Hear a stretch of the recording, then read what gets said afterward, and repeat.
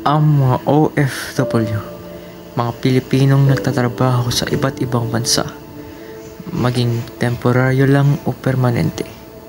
Ginagawa nila to para tulungan ang kanilang pamilya at mag-ambag sa ekonomiya ng Pilipinas. Dahil dyan, kinikilala silang mga bagong bayani na sa mga ginagawa nila para sa ekonomiya at sakripisyo para sa kanilang pamilya. At mula sa bayan ng Samal, merong isang migrante na bumalik sa kanyang pinanggagalingan na bayan. At dito namin malalaman ang rason kung bakit siya bumalik at ano ang buhay na kanyang hinarapan habang siya ay nasa ibang bansa. Siya si May Carlos Medina, isang 40 taong gulang na dating OFW na palipat-lipat ng bansa dahil sa oportunidad na makapagtrabaho sa mga ito at maiangat ang buhay sa kahirapan.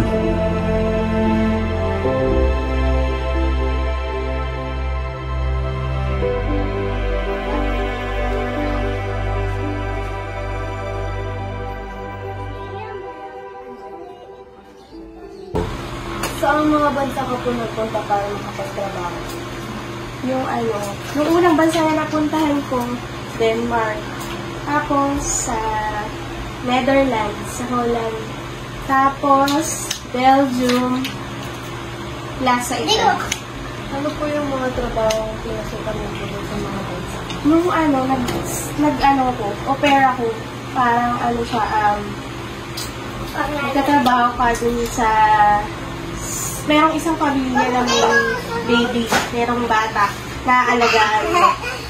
Tapos, bibigyan ka nila ng allowance, tapos papatirahin ka nila sa bahay nila, bibigyan ka ng pwede ka mag-aral dun, parang exchange student. Ganun. Tapos, pwede ka mag-aral ng language.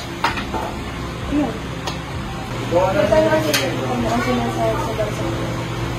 Ano siya? Bali, actually, kasi dahil parang exchange student ka nga, allowance siya, hindi siya sahod. Parang kumbaga kasi tayong Pinoy, parang ginawa natin trabaho. Pero parang ano lang kasi siya, aaralin mo yung culture nila, makakastay ka sa kanila, gano'n. Yung kinikita, yung allowance na binibigay nila sa akin. Kasi yung host family ko doon, medyo may kaya sila. So, above me, parang, nung panahon na yun, ano pa kasi yun, 2004, ang tagal na, 50,000. Ano ba yung pinakangailangan lang ba? Kasi kasi matagal na rin ako nagpapabalik-balik ng ibang bansa, parang mga 10 years, balik-balik ako. Meron akong boyfriend. Nag-asawa ko, kaya ako nauwi ng Pilipinas.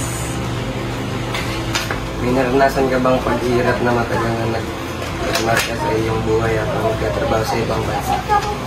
Sa experience ko, wala naman. Wala akong na-experience na gano'n. Puro masasaya, puro masaya. Lang talaga, nakaka-homesick. May time na nakaka-homesick ako. Pero all in all, kasi madami akong napuntahan na bansa, nakapamasyal ako. Tapos yun pa, kumikita ako. Nag-enjoy ako. Wala naman masyado.